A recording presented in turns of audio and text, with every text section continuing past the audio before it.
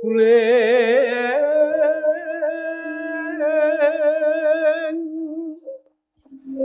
padang bulan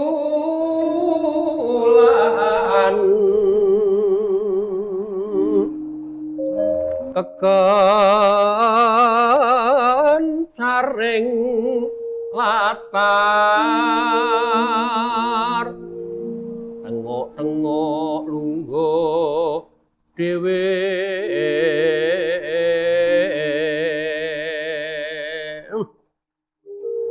nduk orang ngira kok mung tekan semene uripmu puji-puji mung kau tinggal bocah terus anakmu piye ring tembene kuwi sampun tawa kula niku malah melu grantek jenengan niku aku arep melu nangis jenengan niku sampun jenenge wong kaya ngono kuwi arep digondelana ya ora iso nggih to saged dipun namung ikhlas dipun tampi lega lila ya kabeh kudu dilakoni nek ora dilakoni ya mboten saged to kula malah melu rondo-rondo pengen iya to Nes kowe iki aja ndut nangis aku kuwi tak empet-empet kok kowe malah luwih seru timbang pobe iki aku kepi malah jadi keronta-ronta kok ora lewat ya mung bisa memuji muga ponakanku si Pujiyanti ku mau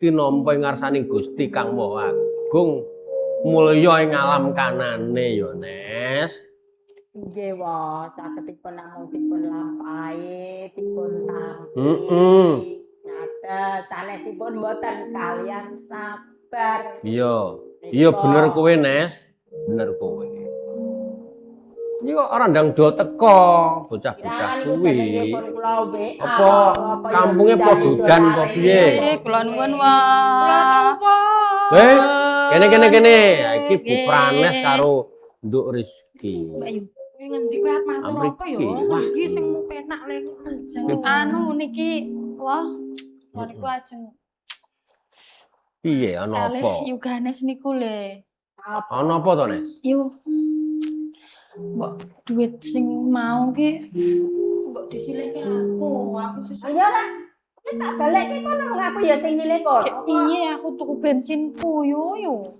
ya kono urusane kono karo Pranes kono tak ora ngerti kok tak kandhani ya Nduk Rizki adikku kowe kuwi nek duwe utang sing mbok tumpuk-tumpuk ndang disaur nanti mau ngayem lho kowe tak kandhani ngayel ora jamak kok lah piye yo tukon susu yo larang kek kene iki urip dhewe ya wis ngapunten nggih wae nggih ya wis ora dadi Mbak biar iki Ganes karo Pranes telungane sing luwih tuwa iki dieguhke supaya ora kecingrangan oleh ngopeni anake karo uripe si Rizki kuwi siwa dhewe iki ya wong tuwa wis ora duwe apa-apa nggih ya wis iki timbang mung padha nelongso gagas wong kecingkrang kok malah njur sama pancen ora mung Rizki dhewe Mas RT iki nggih swasana kaya awake dhewe wong budaya iki ya tembunge saiki tidak sedang baik-baik saja leres niku mane ora liwat aja kok kan kresula ning padha tumapak marang kahanan sak tenane ayo mudhari ruwet iki sarana rumangsa lan nelongso lan golek cara mrih karo ruwet iki enggal pajar nah saranane ya kudu rukun lah yen hawi sastra malem minggon ngene iki idep-idep dienggo nglalekne masalah-masalah atau perkara padinan kuwi ah wis nggih wae kanthi mangkono ya iso tak tembungke temane geguritaning bengi iki mau lila niku lila ikhlas katen apa ikhlas los ngono ya ikhlas ki mau saliring tumindak iku mau ora ngarep-arep paweweh ora ngarep-arep pangalembono ning mung linandhesan kasudarman dipisungsungake marang Gusti Kang Maha Agung yen piyayagama tembung lillahi ta'ala. Lillahi ta'ala. Yen wong Jawa mbiyen kan seping pamrih rame gawe. Ngono. Saiki sapa sing arep gurit, coba tak rungokne tak gatekke. Pundi yo? Pundi yo? Lali sesuk nek duwe-duwe iki ya dicicil sithik-sithik. Wis to. Nggih, yo, Ora nggih. malah dadi eling piutang mau meneh ora apik. Siwa ki tak imur-imur ben lali kok kowe malah merono meneh. Lali ya. Dadi watuk to yu. Oh, aja kuwatir. Ngono gajan sepione siwa ki mau wis ana.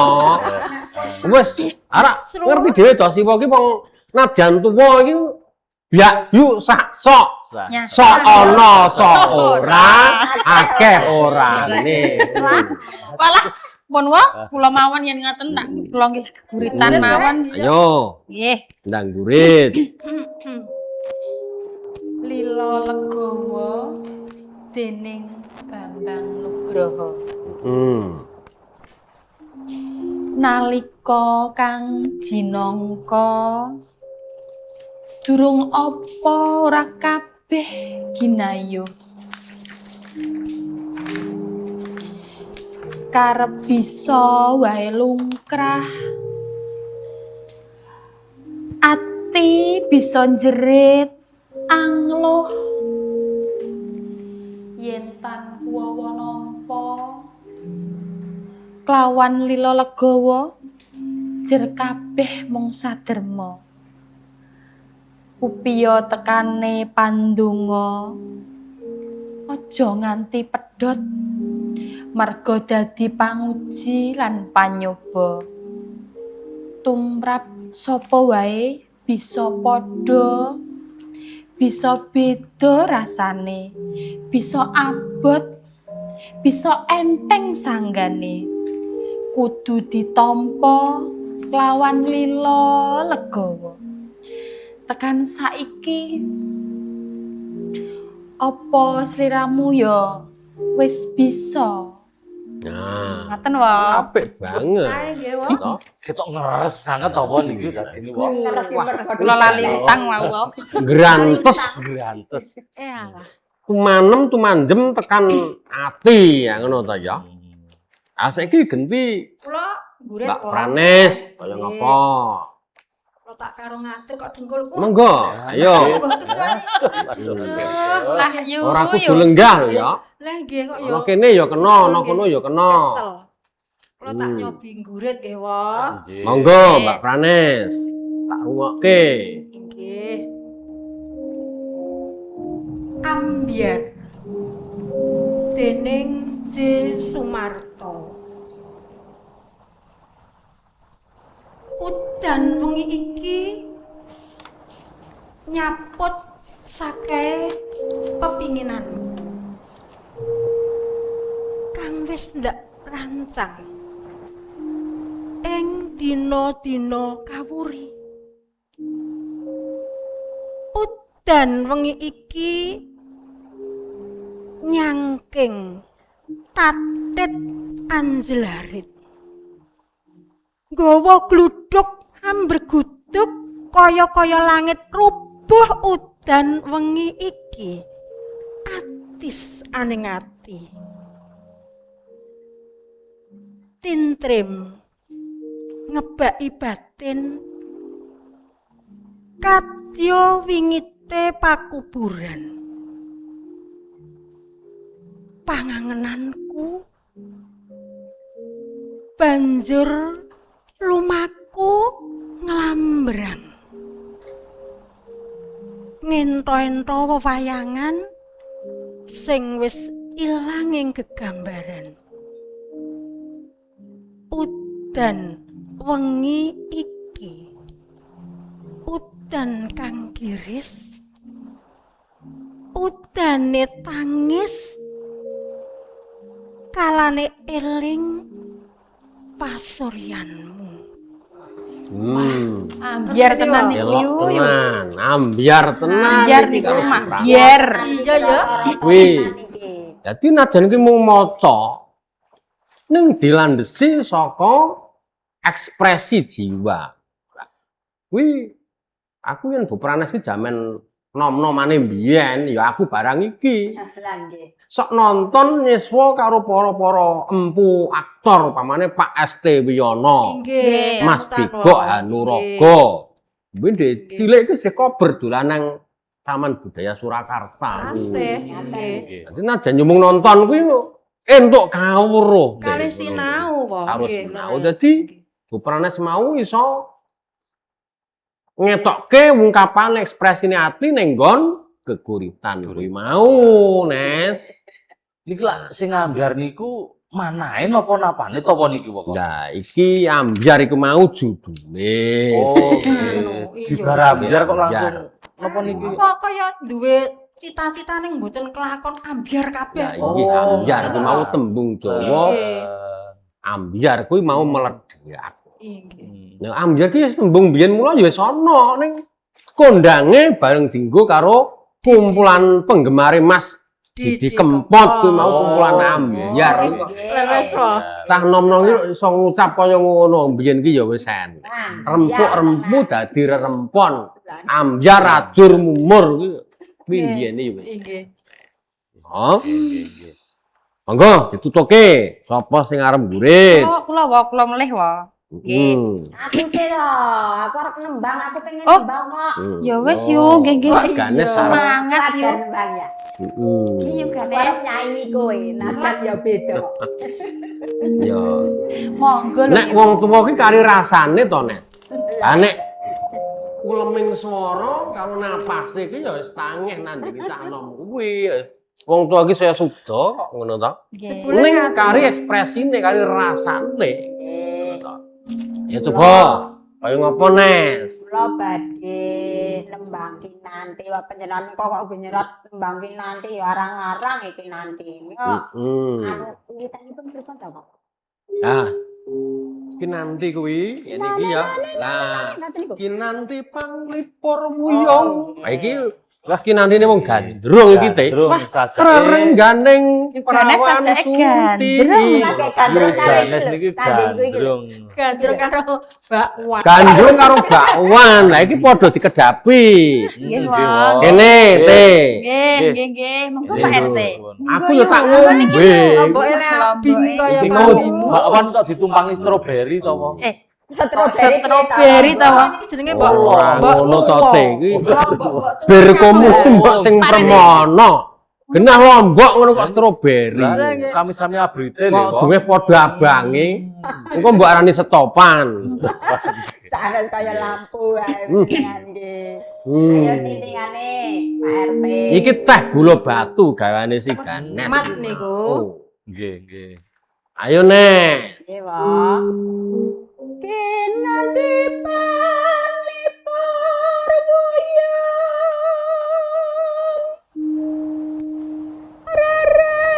rerenggane prawan Sunti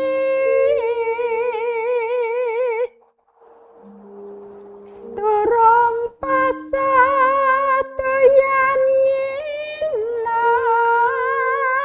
ngilang tape pinjam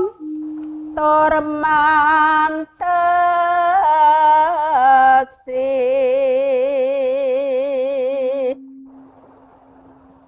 mendak kene yen dewasa bumi langit gonjang ganjeng. Iki padha Kandhengipun lho lah iya. Iki padha mudeng ora iki ku jan Dereng imut kok, Wong. banget. basane inggih kok, Wong. Kinanti panglipur wuyung, kinanti dienggo nglipur salah sawijining priya sing gandrung. Gandrung. Rerenggane prawan Sunti. Sunti niku napa, Wong? Perawan semengit, perawan sing cilik.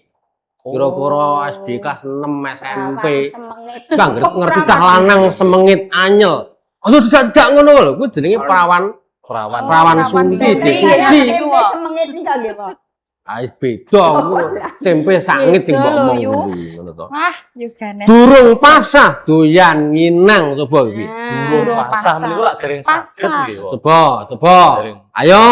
Dereng. Upranes karepe piye durung pasah doyan nginang. Dereng patut anu apa bangsa sing kadewasan ngoten niku. Nah, ora mboten ngoten. Lah, Durung pasah doyan nginang. Pasah Bocah mbiyen iku nek remaja putri dipasah untune Dipangur. dipangur kuwi dipasah. Oh, nggih. Ngono lho.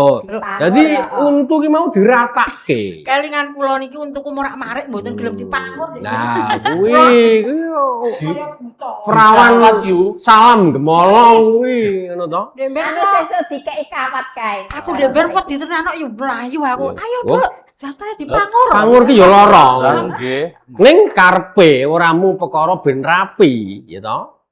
Karepe ngilangi sengkala kang ana awake wanita. Oh. Ila-ilane besok yen duwe anak kuwi gangsar laire anake. Sapa sing ora pasah, adaan sok ana sing ngrobeda anak jroning kandutan kuwi, mula yen lair dadi ana sengkala mbuh laire angel, mbuh putrane cacat kuwi lho. Mulane padha dipangur bocah biyen kuwi. Sak ibuku ibumu ki padha pangur. Itu nek namung ngratake ngoten po. Ngratane Ya estetika ben rata sebab wong Jawa kuwi rak untune miji timun. Nah. Kuwi lho. Durung pasah doyan nginang. Wong biyen lanang wedok kabeh ganten utawa nginang. Ngerti apa ora nginang kuwi? Nggih. Inang. Mbako Karo Nah, ora kok kuwi mung dienggo ngilangi. Nginang kuwi suruh. Suruh digathuki injet gambir gambir. karo jambe. Nggih leres jam. Nah, kuwi jebulane wong nginang iku mau marai gawe waras sing untune kuat. Oh. Terus lambene dadi ketok abang mingir-mingir kaya lambene kaya merah delima. Nah. Gantine benges nggih wong. Nah, lah saiki wong do ora usum wong nginang kuwi terus ganes Lipstick itu niku, kuwi. nggih, Wak. Lipes setik kuwi mau. Lipen setik. Nah, Aku kuwi malah setik. Lipen setik. ngono ya. Kuwi Nggih. kisah perawan zaman biyen. Monggo diteruske Mbak Rizky. Kula wae nggih. Kula. Kowe kanggure terus nembange ndi? Kula Yu. Nggih, niki kula ajar Murid sik, Yu. murid riyen lho Yu. Sing karyane Ibu Asih Mar. Nggih. Monggo. Lemes dening Asih Marhani. Heeh. Kakang sakjane ati iki wis dak tata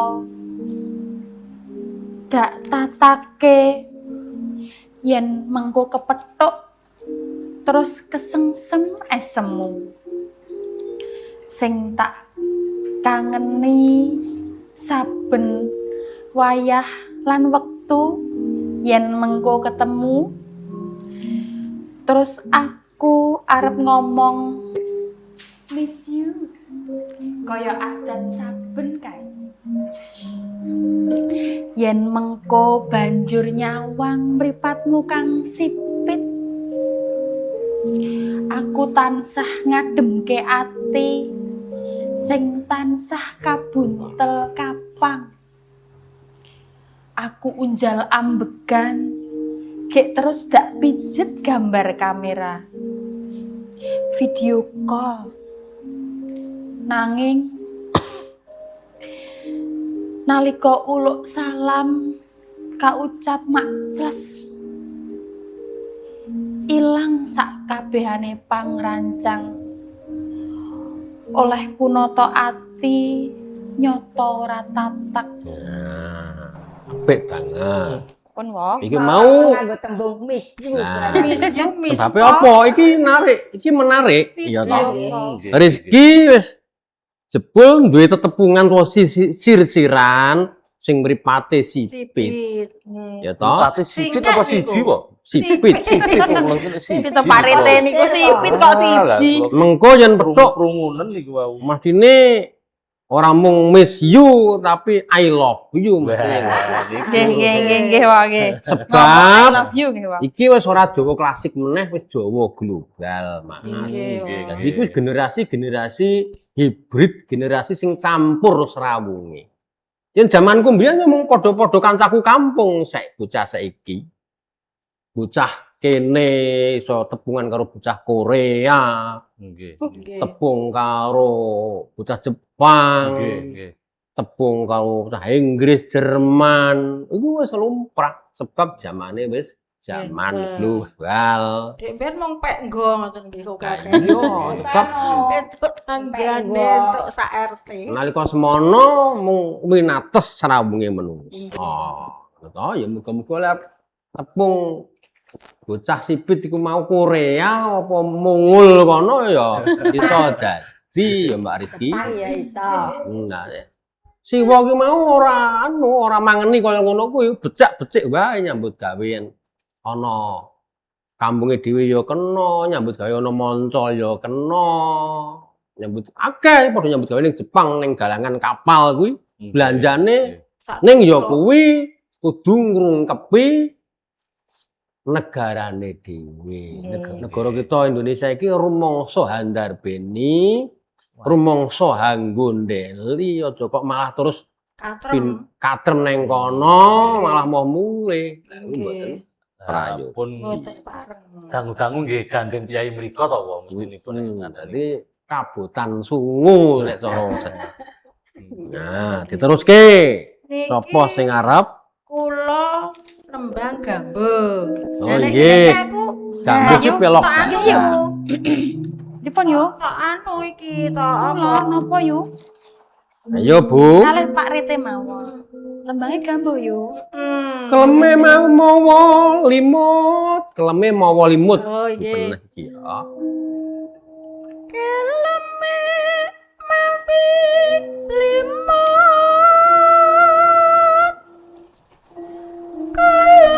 Kalamatan jroning alam kanyut.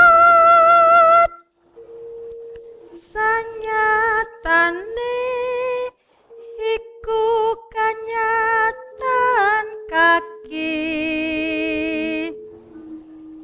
Sejatine yen tan emut saya ketan bisa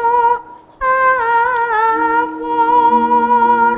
Nah, Sakit lho Mbak Yu. Ngono ya. lah menika partipun patet pelok barang. Pelok barang yo jenengan wau ancang-ancange. Sampai Nah, gatel. gandeng ki wektune ya kari sithik. Lah diteruske sisan Mbak Rizky sing nggon pocong kuwi. Pocong. Kuwi pocong. Nah, iki ganes kleru le ditulis geguritan kuwi pocong. Lila amun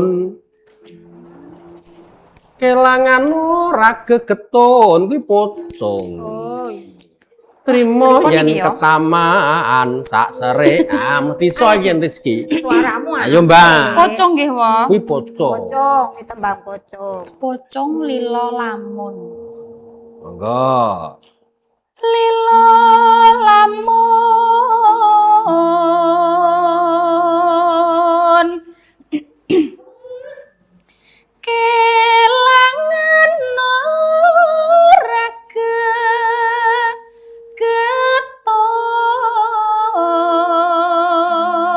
geton trima yen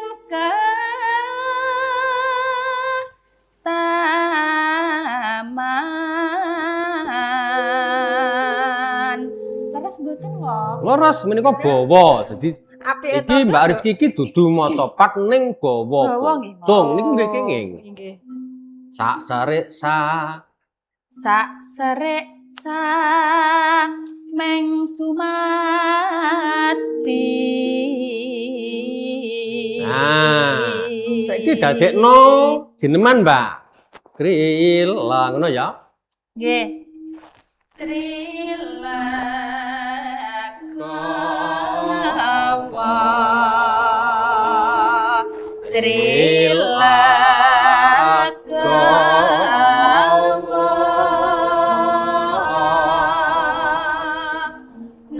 Nalong sastra ing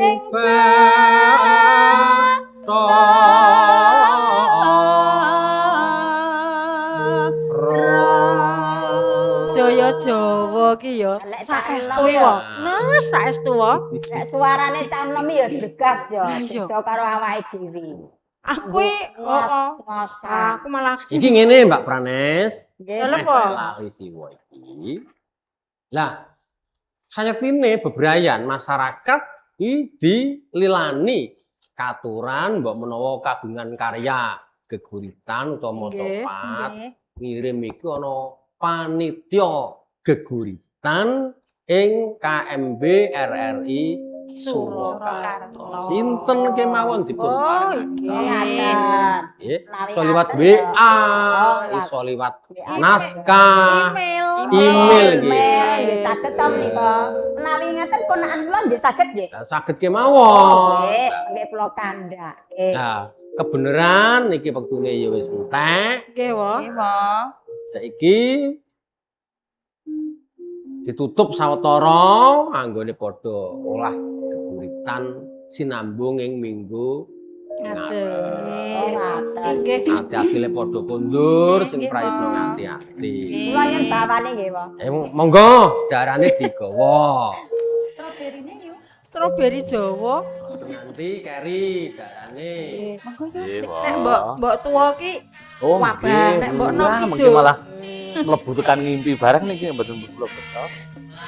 Nggih pun wah, kula nyuwun Nggih, pamit pamit nggih. kok, Mbak.